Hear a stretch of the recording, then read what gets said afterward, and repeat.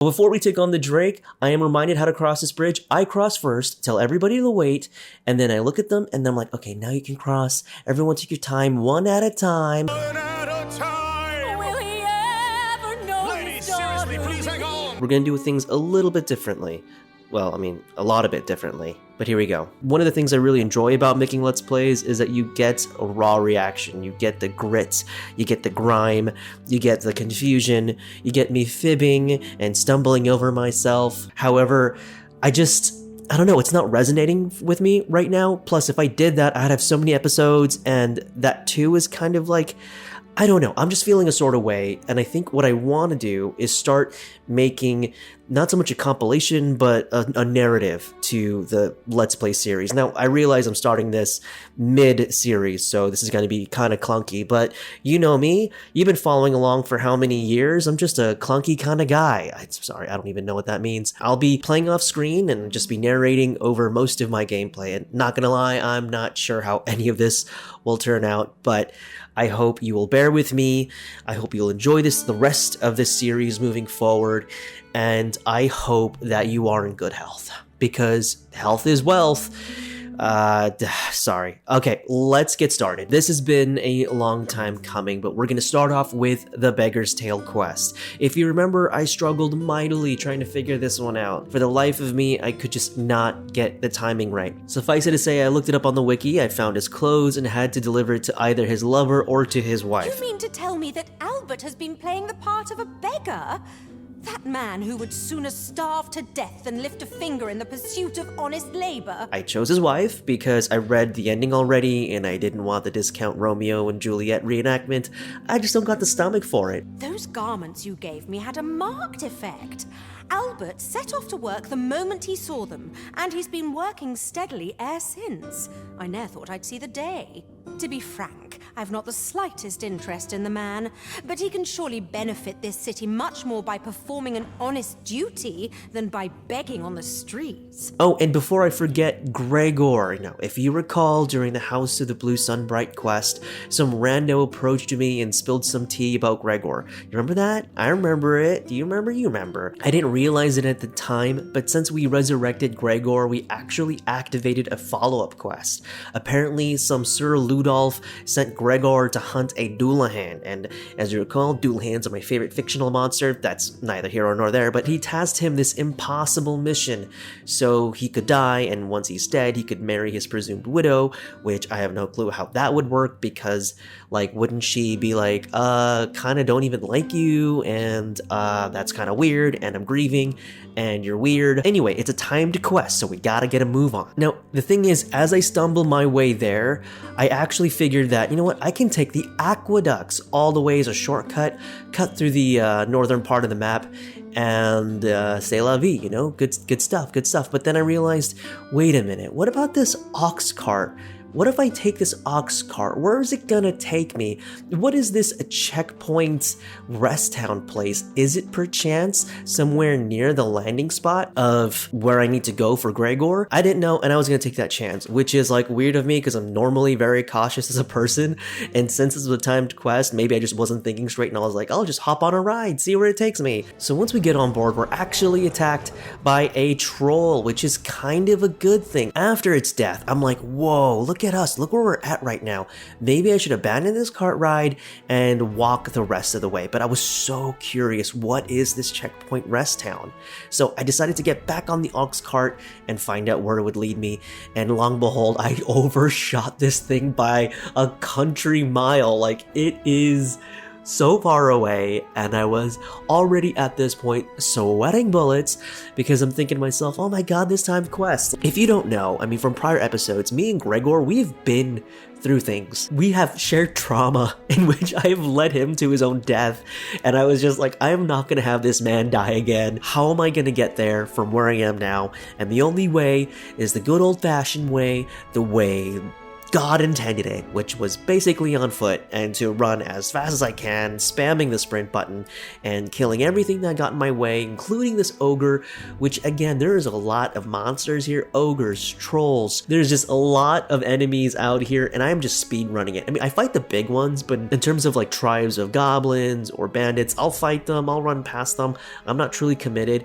However, I take this other path, which I thought would lead me to Illdoer's Rest, whatever it's called, Illdoer's resting place. So after fighting that ogre, we actually go to this ruined path area where we fight another ogre, and I'm here because I just thought this would take us to Illdoer's resting place. Turns out that's not the case. So we fight the ogre here, and it turns out there's actually another person who is caught up in this battle, and I was like curious but also nervous because again, the time is ticking. But you know, the whole time though, however, I was thinking like, man, I kind of really want to play mage now because I want the ability to heal people like in my control. But thankfully our healer, you know, supported that NPC, and that NPC made it out okay. But after we killed the ogre, we spoke to Oscar, and this actually activates another quest. So Oscar's out here trying to get to that one castle, that fort area, and he wants us to escort him. And I was like torn between the spot of like, if I say no, will he go on his own and then die? Or if I say yes, can I just go my own way and have him wait for me at the entrance? I don't know. I don't know why I care so much about these not real NPCs, but I was like, you know, I'm just gonna accept it, and then I'm gonna vamoose. I'm gonna head down south and go the long way to get to that orange spot or that yellow spot, because up north, or where I am right now, it's actually blocked off by a door, and I can't make it there. But anyways, we fast forward a day, and we're fighting trolls, we're fighting myself, we're fighting time itself. We make our way through the fog, we fight bandits, it's kind of crazy, there's lightning everywhere, and eventually we enter the Illdoer's resting place, and we fight a host of terrifying horrors from the eldritch shadows. But it's not too bad, you know, as long as you have someone who can imbue your weapons with magic, you can pretty much kill everything here. And then eventually we make our way to the bridge where I see them all fighting, and I thought at this, you know, I honestly thought backing up Gregor would just be us. I didn't know he would have his whole party here, but then a part of me was like, okay, I can kind of rest easy. I'm not going to rest on my laurels per se, but if he has homies, you know, with my homies, it's going to be okay. Now at this point, like again, I'm not the best archer, I'll readily admit that, but my main goal, my main strategy is to just spam the attack button, create distance, and just shoot him and wait for my sorcerer to do the rest. However, Eldebus, our sorcerer that we've been using for a while now, you'll start to see that he does this thing, he does his best Magneto impression, and while I'm not, you know, opposed to him doing that, what I don't like is that he gets really close to the bosses, and that's something that I'm not too keen on. I'll start to address it later in the episode, but when I eventually switch him out, I'm going to find sorcerers who don't have the straightforward trait that Eldebus is rocking right now, because Eldebus finds himself in heaps of trouble all the time, almost like he's a melee fighter as often as he gets himself into trouble. But after a couple of knocks, after a couple of hits, after a couple of grapples, and you know how I like to be I don't... What? Anyways, I'm rambling at this point. Gregor is safe. I can hardly believe it. I fought a Dullahan and she'll live to tell the tale. We hug Gregor, we handshake Gregor, we kiss. We warp ourselves back, and we conclude the quest with a happy ending, essentially, and we find out that sweet old Margaret may have poisoned Sir Ludolf. Perhaps one might call this his just desserts. Who knows? Snitches get ditches. And that'll essentially lead us to our next quest, which is make for Glendor, Gift of the Bow quest. To complete the quest, we just need to venture north of Trevo Mine and seek out the ruins where Gwen. As we make our way there, I also remember the fishing village that we stumbled upon a couple of episodes but didn't thoroughly explore. It's at this little, like, I guess you would call it peninsula? I don't know. But that fishing village is on our way to Trevo Mine, so I was like, let's go explore it, let's go find out what's there. And that village is called the Harv Village, which is a coastal settlement. There we meet Fioran, I don't know, and I cannot pronounce anyone's names, but he tells us that they're in heaps of trouble because Saurians have stumbled in and are wreaking havoc on the village. Could we trouble you to aid us in our hour of need? Please, sir. do something, anything about the Saurians infesting our village. Eating villagers, thrashing villagers, doing typical Saurian stuff, and so we need to do the typical Dogma stuff, and we do so handily. I mean, at this point, I really have to thank perhaps maybe just the armor that Vega's wearing, and the weaponry she's using, or maybe even the amount of damage that Eldebus is doing. But we're not in real need of a tank, not just yet. However, when we get to tougher battles, you'll start to really see our party dynamics like really struggle here. But in small instances of fighting these groups of mobs, or even lower level bosses like trolls or ogres, it's not so much of a big deal. As we explore most of the village, I find myself a port crystal, which was pretty convenient. To be fair though, I will say the port crystal here in Har Village and the port crystal in Vernworth, they're kind of close together. I wish they were much more farther apart. But we find one nonetheless, and we meet this crazy Ravage Elder. I can't read, I never learned. But we meet this guy, and he tells us this really cool story about him venturing off into the brine or across the sea, and how the brine would stop him from progressing farther away to explore the seas better. And I wonder if this is a quest for the future, but pretty much the lore is that the brine is keeping everybody near the coast and not being able to explore the expansive ocean. Hopefully we get to uncover it as the game goes on.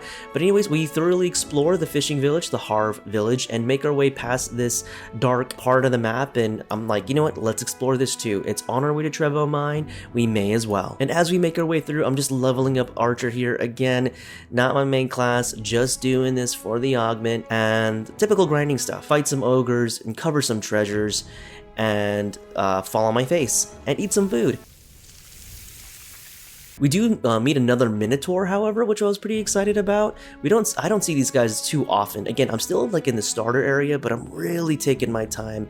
As I mentioned again in prior episodes, that's kind of like how I like to play things. Just explore things thoroughly before progressing on, and pretty much why I'm making this video more of a compilation than anything else. At any rate, after the Minotaur fight, we head up north and we find ourselves a drake across the river, and it's so freaking awesome. And here I literally had to stop myself and be like at awe at this. It's just, I mean, the way the game looks is just amazing to me. At any rate, as I make my way across this rock bridge, I guess you could say, I cannot believe, so they actually did an update to help with AI pathfinding in this game. It's still not there. As you'll see, Ryu just dives head first into the water. I have now been reminded that if I'm going to cross a bridge like this with water ankle deep, what I need to do is tell my pawns to stop, because for whatever reason, if for at any chance I start to like stumble upon a rock or not make my way further in crossing the bridge, they'll stumble on a rock as well and like fall to their deaths. It's really it's a headache, because what this ends up happening is that we don't get to fight the Drake, but I had to run all the way back to find Flora here, a mage replacement. She had a lot of cool abilities that I really wanted, which was lightning affinity, high palladium, and palladium. So I was like, I'll just pick her up. And quite frankly, I was less intrigued about finding the right mage, as I was more just willing to get us going. Before we take on the Drake, I am reminded how to cross this bridge. I cross first, tell everybody to wait, and then I look at them and I'm like, okay, now you can cross. Everyone take your time, one at a time. One at a time! Will he ever know? Ladies, seriously, please hang on! But here we are face to face with the Drake, and I gotta say, this fight really showed just the gap of skill that I don't have with Archer, and how poor my party composition was made up. And the thing is, as well, I have a lot of health salves, a lot of health potions and things like that to, I think, like brute force my way to beating this Drake, even with my minimal skill as an archer. But one thing that I've been seeing lurking in the skies as I was making my way through here was the Griffin, and that was pretty much my biggest worry, is if the Griffin by some crazy reason was able to drop down and fight us at the same time.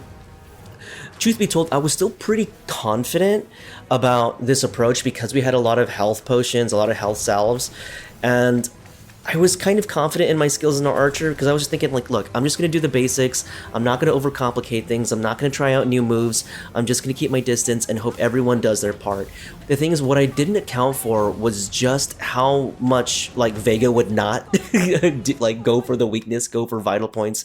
Also, just as a quick thing, you'll see from time to time I'm going to pause the game and then use health potions. The reason why I do that and not just use health potions like immediately like in the middle of a fight, I like to pause the game, I like to take a breather and just like look through my items and just really evaluate my situation in that way. So that's why you'll see a couple of pauses here and there. But yeah, the heart's open for attack. Sometimes we hit it, sometimes we don't. It's so frustrating and annoying because a part of me is like, I know if I was a melee character, I would be striking at that thing like crazy.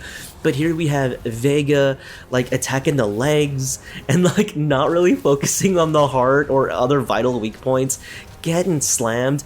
And the thing is, like, she's a much better fighter than all of this. Now, I don't know if this is because it's the AI. What's kind of cool about Dragon's Dogma as well is that the AI, oh, I just want to interrupt this real quick. I'm going to round over to fight the dragon here, and I don't take a better firing position, but I don't know when I'm going to get many opportunities to fire at the heart, so I'm like, I'm just going to take shots at these weird angles to make sure that I get some hit on it, to create some damage. And yeah, that purple is lightning damage, and then there's like a red orb that the Drake tries to summon, and that's fire damage. I, for this first run, for the life of me, could not figure out the tempo of this because I was so unfamiliar with the archer job, because this whole time I've just been spamming the attack button for archer. I've never really practiced fighting with archer, and fighting this Drake really showed that gap of skill because I didn't realize just how stuck you are in certain animations when you were firing your bow, and I would just get hit constantly by fire, by the lightning attacks, and this would like, and it would be like really predictable moments where I'm like, okay, I know he's using the lightning attack, I know he's using the fire attack, but because I'm like locked into an animation, I'm not able to dodge the attack essentially, and it's just me being so unfamiliar about how to use archer, and so it all comes to play right here where I'm just like, oh man, my lack of actually taking the job seriously and being much more proficient with it really shines here versus the Drake, as well as not having the proper party composition. The Griffin lands, and I'm thinking, okay, maybe we can kill the Griffin first. Maybe oh yeah, and here's what I was going to say prior as well. So your characters or your pawns are more proficient at fighting certain enemies the more that they fight them. And so I'm thinking that maybe Vega is just very poor at fighting the Drake because she just hasn't fought that many Drakes. But anyways, we have this Griffin to contend with, and now I'm like losing a lot of health potions, and I'm pretty concerned at this point. You know, in the heat of the battle is where I'm really learning how to play Archer, because this whole time I haven't really been playing it. I mean, I think at this point I'm like rank either 8 or 7 with a vocation, but I haven't really mastered anything. I've just been spamming the attack button. But here, under the duress of battle, have I really come to understand, like, okay, so if I lock onto this attack, that animation is going to hold me for this amount of time, and then I have to just be cognizant of that when the fire breath comes out, or be cognizant of that when he hits me again with the lightning attack. Eldebus is doing that thing. This is where I really was like, I'm going to have to replace Eldebus. Eldebus is a sorcerer. Look where he is right now in relation to the battle. He's like climbing the Griffin. Why is Eldebus scaling the Griffin for? Like, he's a sorcerer. He should be nuking the crap out of both of these losers, both of these nerds. And watching Vega strike air, like literally punch air, and Eldebus are sorcerers scaling mobs all the time and not just shooting off like heaps of magic. All of that culminates into this like frenzy of chaos, like absolute chaos. This works at the lower levels, don't get me wrong, and it's really fun to play and experiment with things at the lower levels when you're fighting, you know, mobs that aren't as, you know, health hardy as these two beasts are. I like just experimenting and messing around as well. I will fully admit that may not make for the best watch or a fun watch or be entertaining in any kind of way. Remember how I said I want to play this game the way I want to. Dragon's Dogma holds like a very special place in my heart. It was one of the games I grew up with, and It really helps shape the way I enjoy games and games that I like. And so if I'm not doing something stupid like this, I'm not having fun in the way that I want. So as much as I'm harping on, you know, how inefficient I am and everything, it's kind of the way I like to enjoy the game. But as you'll watch here, I just get locked into this thing where I'm just reviving people and trying to help them out as well as healing myself with potions. Thankfully, we're able to kill the griffin here, but I mean, it becomes a slog fest later on, as you'll see. And as the fight drags on, it doesn't really help. I still end up dying. I don't have any real way to heal myself. We're close to beating it, as you can tell. We have it so close to it dying, and again, that's all just out of pure persistence and using as many items as we had in our inventory, but it just wasn't the right time for me to beat it. And I'm trying to be like risky about it too. I'm taking a lot more chances when I should be more cautious. Like, I noticed that Eldebus and Vega take a really big hit, and I need to bring them up is what I'm thinking. Like, I need to revive them. Truth be told, I probably didn't need to rush for that. And so as I revive Eldebus, I get fire breathed on, and it's pretty much game over from there. But we were this close to beating the Drake and the Griffin at the same time. So in this fight, you're gonna see that I have changed my armor. I've literally just picked up clothes from my drawer and just threw them on. I was like, whatever's the best armor, I'm putting it on. I don't care the way I look. So I think the key reason why we won this fight is persistence is key, and also the Griffin didn't come into play. So that just means I had much more health salves, much more health potions to use. I do get more familiar with its attacks and its lightning attacks and its fire attacks. Like, for example, when I did that fire breath, instead of running away from the dragon, I've learned that there's a big enough gap underneath it where you can run to its sides, you can run directly underneath it. There's not that much clipping issues, so you can actually just go right under it and just dodge the fire breath in that way.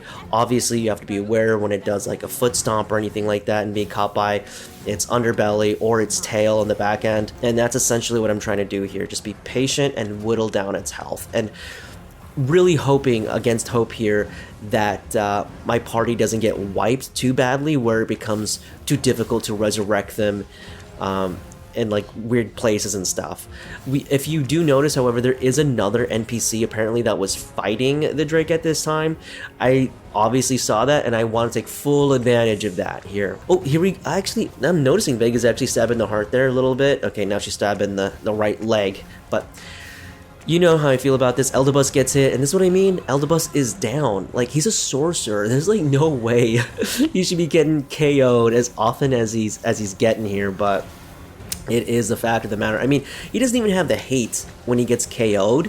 He just gets KO'd because he gets caught in the attack. It's frustrating. It's frustrating. Like, Vega, I expect to get KO'd way more than our sorcerer here, but it's not the case. Now here I am. I'm just going to speed this up just a little bit more because at this point it's just me whittling down the Drake and making sure that I'm avoiding a lot of its AoE attacks and keeping our party upright. Now here's where things get intense because I just remembered what happened last time, and that I was way too persistent, way too hyper-aggressive. Look at Eldebus, he's scaling the tail, that bastard.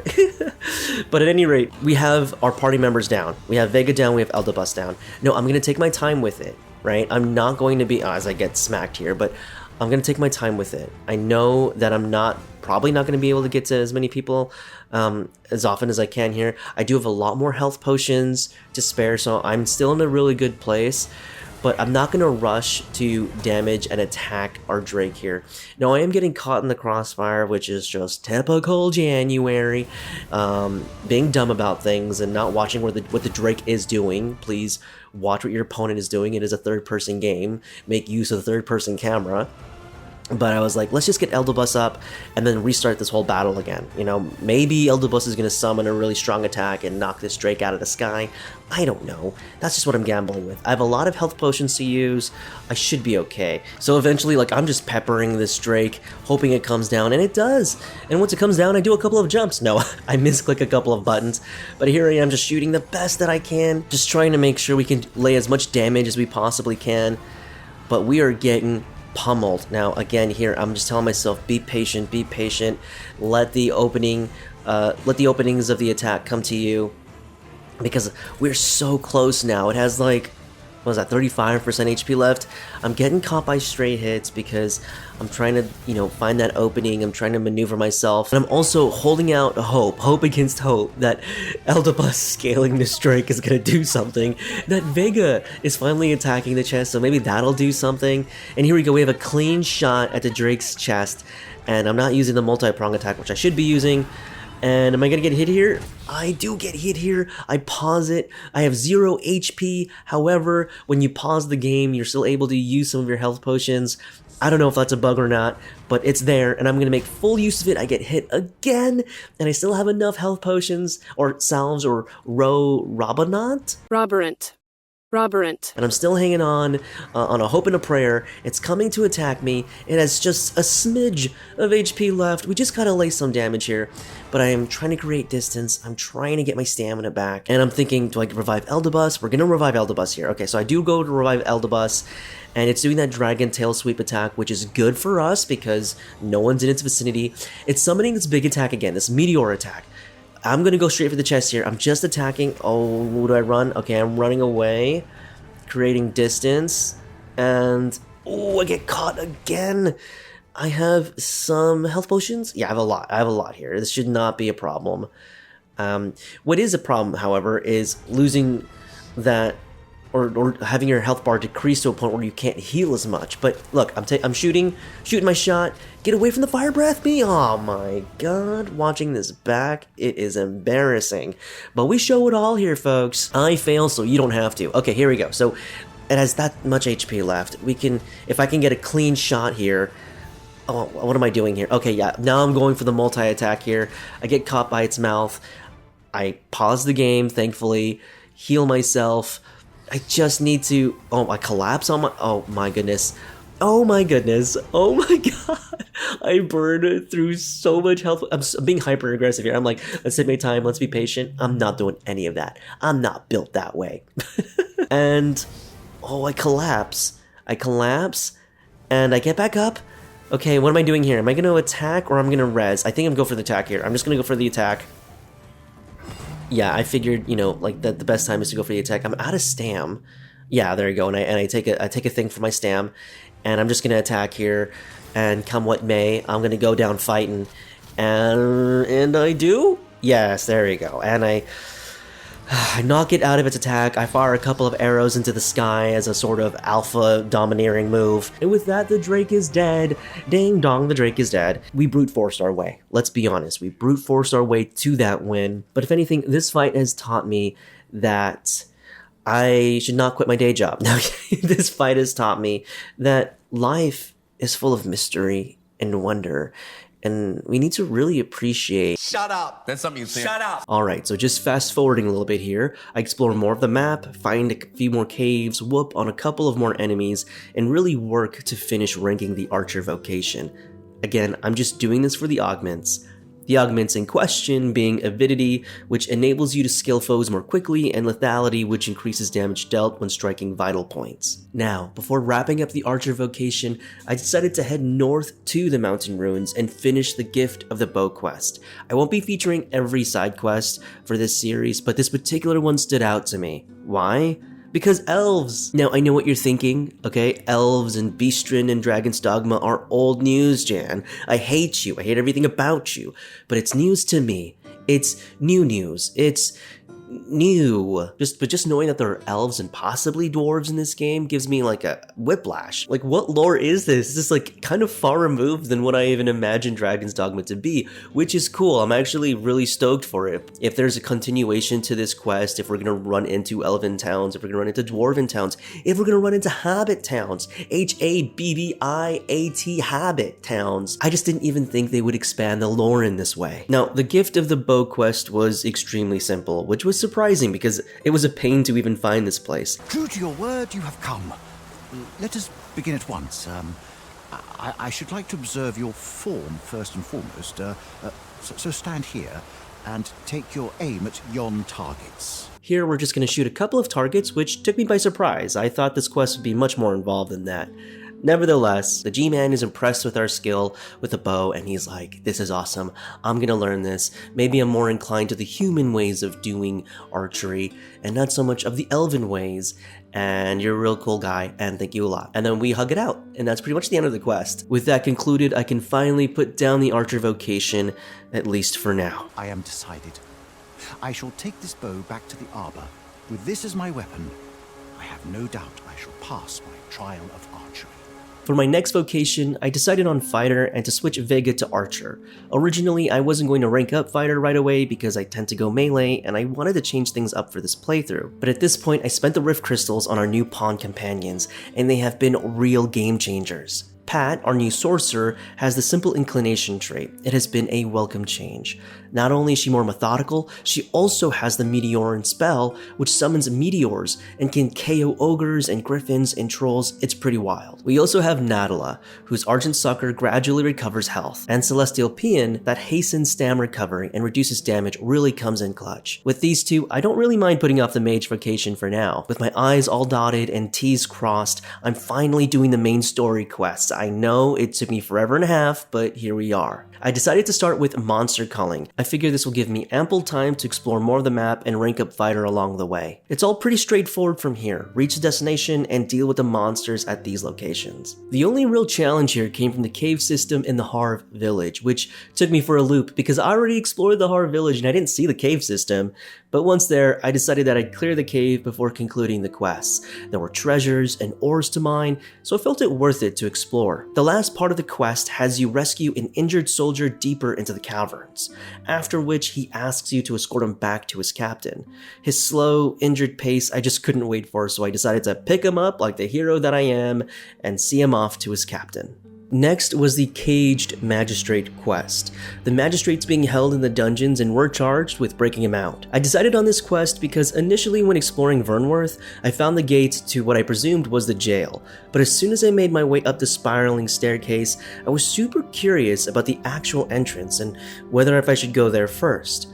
As I made my way through the gates, I noticed the guards on patrol. I was afraid of getting caught and perhaps botching the quest entirely. So before I did anything rash, I decided to enter through the main entrance, should there be one. And there was. It was located inside the castle proper. As you approach the jail tower, you're greeted by Otto, the guard. So, you've come.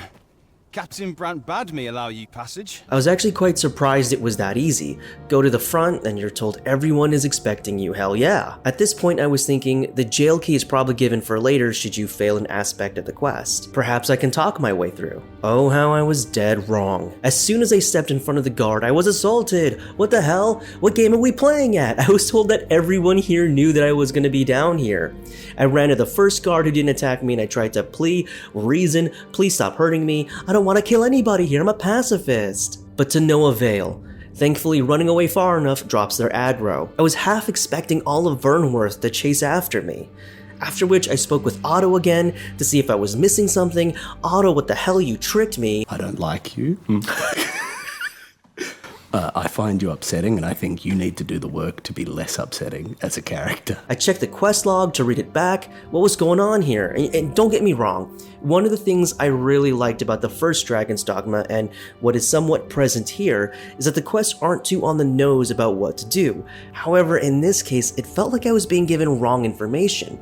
For the life of me, I just couldn't figure out why they were attacking. Now, obviously, there are restricted areas in the city. For example, if you try to enter the castle through the front door, or the Masquerade, you're warned that you're not allowed to enter. However, the guard at the jail tower was giving me the okay, right? Otto, you're not trying to set me up here. Or did it just mean that Otto was saying that I have permission to go past him and not any further? If that's the case, why didn't Brandt just warn the other three downstairs? At any rate, after multiple attempts, I just decided to wiki this, and long behold, the reason why you're given like 1 billion copies of the Marcher set and the Masquerade clothes is that you can wear them to blend in with the people around you. So essentially, you can either sneak, brute force, or disguise yourself to meet with the magistrate. Even after speaking with him, I wasn't entirely sure if he would be attacked. After all, I'm just trying to walk out with a prisoner right in front of them. I decided to lift the magistrate and try to break him out of jail, but he broke through my grip midway out. But did the guards do their thing and attack me or even the escaped prisoner? No, he made it out safely, and I was like, okay, this quest is a bit wonky, isn't it? At any rate, we need to hide him, so we send him to the library we found under the church. There he tells us the secrets of the past are hidden here, and that he's more than happy to hide out there. Disa's plot was a much simpler fetch quest, as I used the guard's outfit to sneak my way inside the castle, and the castle was beautiful from the inside. However, I didn't take my time to gawk and stare and head right where I needed to go. I figured I was going to see more of it unabated later. And here we finally get to see Sven again. He tells us that he's well aware of his mother's scheming, and we tell him we are the true Arisen, which, by the by, I was like, why? Why did we unveil that so easily? I guess we're best buds now?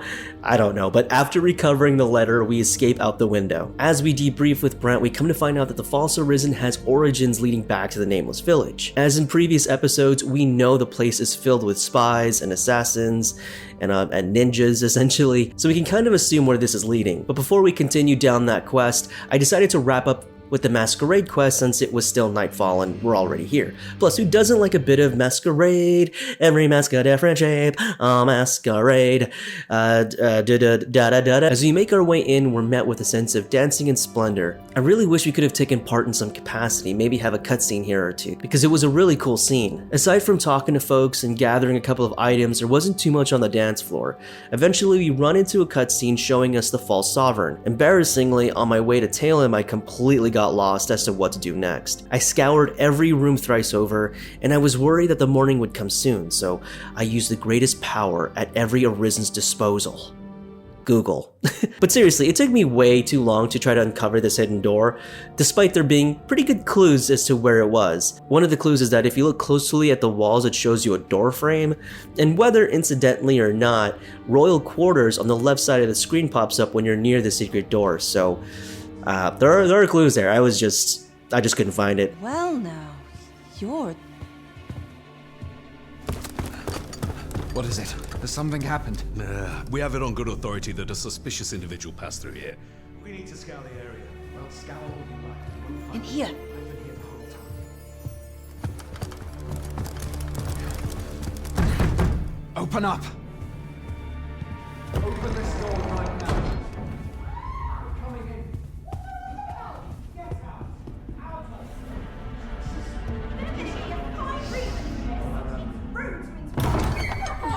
You're dressed rather austerely for a patron. My humblest apologies, Lady Wilhelmina. We've had reports of an unseemly character in the vicinity, you see, and... Preposterous. I was out front till but a moment ago, and I did not see so much as a shadow. Be that as it may. You are excused. Leave this place, ere you invite our noble host's wrath upon yourself. I will summon you if aught is amiss. Pray forgive the intrusion. And what business have you here? In the nobles' playground? You've the face of someone in search of a juicy morsel. Would you be looking for this, perchance? Now we can finally confirm that this is indeed a false Arisen, and it's just some sort of stand-in for Disa, and that there's another unknown to us character who's involved in the plotting. With all that ironed out, I make my way out of Vernworth to head to the Nameless Village, but not before a troll attacks us at the main gate. Here we see Meteoron in action, and thank goodness for no friendly fire, because a direct hit from this strike hits for so much damage. This attack is so freaking awesome, and picking pawns in the future, I really am going to make an effort to find out if they have really cool abilities like these. To find out more about the false Arisen, we need to meet with Srial. To find him, you can enter a house in which you've already unlocked a shortcut for after completing the obstacle course. But in my hubris, I decided to take the obstacle course again to test my fine motor skills. Seeing how we're best buds now with Srial, he spills a tea. Also, I do apologize if I'm mispronouncing his name. Srial, I don't know. I'm not good at this. His real name is Dara. He was one of us once, but he's been exiled. We had no choice, see? After he went off to play the false Arisen, we're men and women of shadow. Center stage isn't our place to stand. Dara was in line to become the next thief maester, but he failed. Took a massive injury to the chest during the trial, so the title fell to me. That's when he went off, saying he used the scar in his chest to pose as the Arisen. And what a scheme that turned out to be, eh? Now he gets to sit pretty on the best seat in the kingdom. Always was careful not to leave behind a shred of evidence. But we can't have him thinking that he gets to go off and enjoy a peaceful life in a lap of luxury after breaking our code. Methinks he needs something to remind him of the debt he owes us.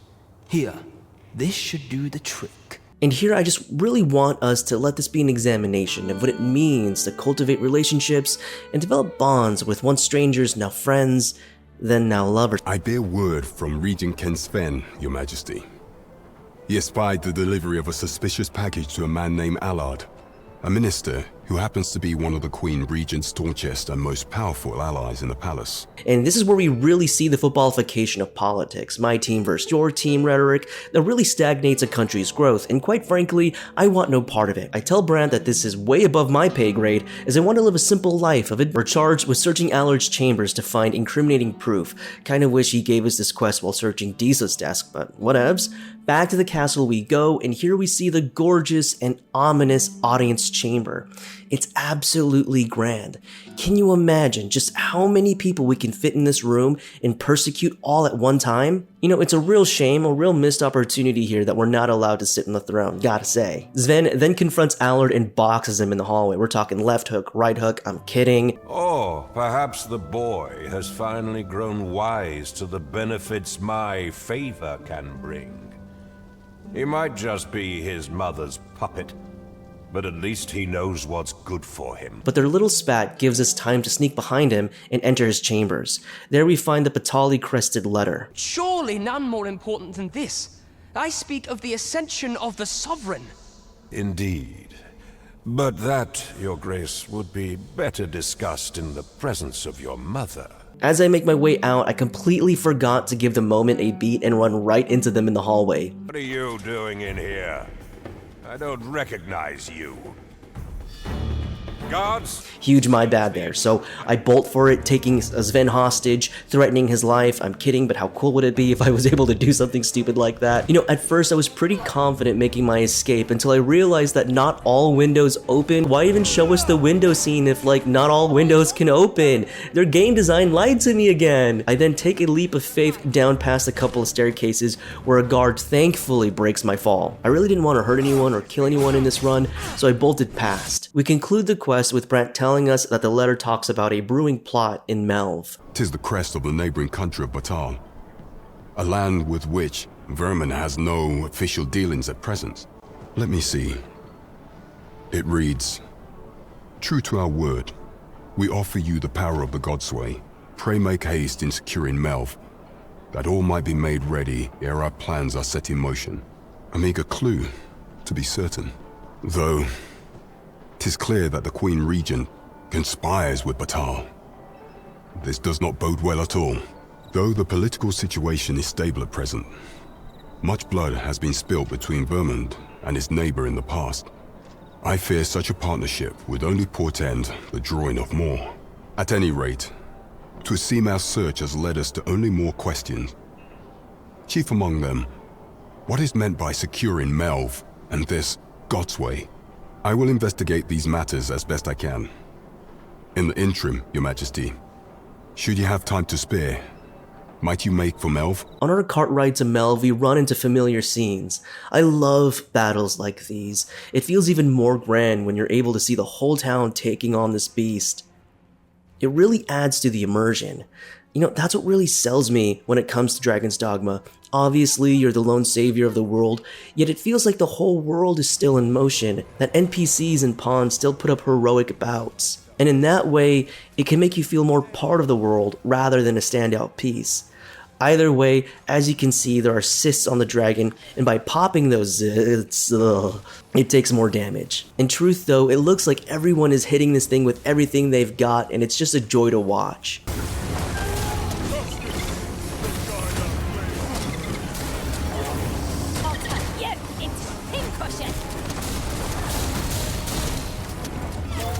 I sometimes get caught up in the scenes and I forget to be a more active participant.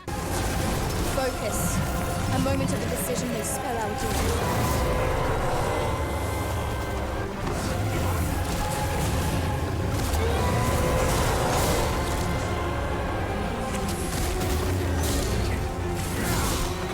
Eventually, we best the beast to a point where it takes off, thankfully with no one hurt. Which was my main concern. I'm trying my best moving forward to not have NPCs die on my watch. After the battle, we soon meet Sigurd. He seems to be the maester of the Mystic Spear vocation, a class that interests me as it combines melee with magic. I'm curious when we'll be able to get the vocation for ourselves. Aside from that, he tells us that this dragon was super weird and that there's probably more to this than it seems. The quest Readvent of Calamity tells us to visit Mel from time to time, as it suffered a dragon attack twice now. The people will surely need our help to rebuild. And there you have it. There's more to explore and more quests to be done. But until then, I will see you then. Thank you so much for watching, folks. Bye for now.